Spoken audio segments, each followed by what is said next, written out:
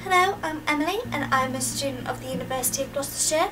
Today I'll be speaking to you about the Megaphone Effect. What actually is it and how can companies use it effectively?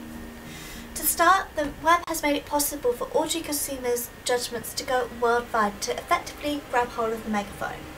The Megaphone Effect is when an ordinary consumer, which is someone that lacks professional experience, posts to the web about a product or a service that they have encountered to a mass audience.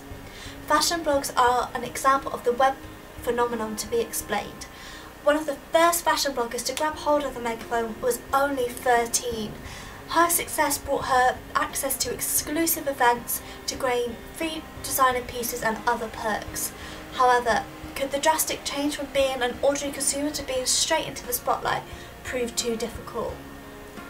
The market is completely thriving and booming at this stage. As proved by a survey, 76% of consumers will seek a friend's advice over buying something, in comparison to the 8% that only went onto the company's website. This shows that word-of-mouth marketing is highly influential and is completely fundamental, and by combining this with social media to create the Megaphone Effect will only rake in benefits if used correctly. As if the majority of consumers can establish a relationship with the role model or the celebrity or the successful blogger, then this would be an extremely powerful marketing tool by the sponsorship brand. Number one is no surprise, it's Jamie Oliver and Sainsbury's.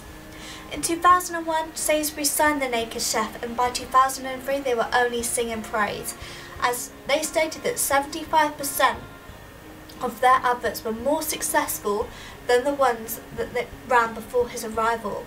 In turn, they conclude that Jamie Oliver is personally responsible for adding 1.12 billion into Sainsbury's revenues. This association has lasted over 11 years and is still associated today. Jamie Oliver has benefited from this partnership as well as Sainsbury's, as Jamie has now built his own empire. He now has a chain of restaurants across the United Kingdom, he has his own cooking show, he has his own cooking books. The possibilities are endless from celebrity endorsements. Another one is Gary Lineker. Most of you know him as the cleanest footballer, however most of you know him as the nation's favourite commentator.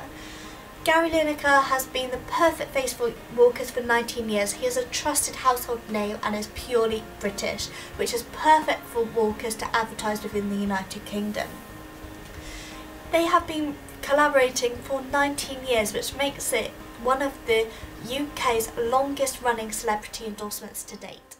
This goes to show how positive celebrity endorsements can work when they work well. But however, not all of them work well, and some companies and celebrities do make mistakes.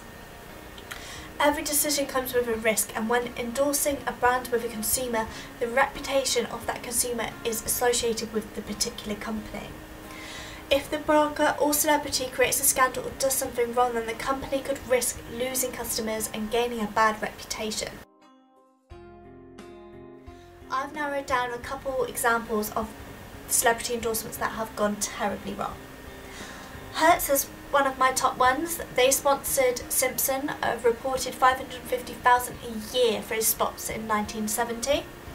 However, they dropped him in 1972 when allegations emerged of domestic violence. This was a wise move from Hertz, as 2 years later Simpson was convicted for murders of Brown and Goldman. Yardley Cosmetics ended its relationship with actress Helena Carter shortly after the British actress announced that she had never worn makeup and thus had no idea why the brand had even chosen her. This goes to show that you need to pick someone that is passionate about your brand, that it fits within their lifestyle. You cannot force these relationships together. Therefore, to conclude, my advice would be, as a brand, you firstly need to research your target audience. You need to know what your target audience is. You need to know exactly who is investing into your brand and buying your products, and you need to know who you want to target. Cadbury's have so many different target audiences, but each different campaign that they do targets different ones. Therefore, when after you've built upon the target base that you want to target, you need to see who they trust, who they idolise as a role model. Then you need to create a contract with this person, but this celebrity person needs to be passionate about your brand, otherwise it's just not going to work. Hence Hertz and Simpson, it's not going to work. His lifestyle that was spiralling out of control wasn't great for skincare, whereas if you picked Paul O'Grady for dog treats, that's a collaboration that is going to work so well. Paul O'Grady is renownedly named for being over loving and loving pets and dogs specifically so much, so I'm really surprised that that hasn't even happened. Therefore, you need to then create a contract. You need to know what and what isn't acceptable. Like in Yardley's cosmetics case, you need to know that your person actually uses your brand. You can't just sponsor someone and allow them to use other brands, as people have been known to sponsor Apple and iPhone products and then be seen with Nokia products. You cannot have rivalry competition being used within the same person.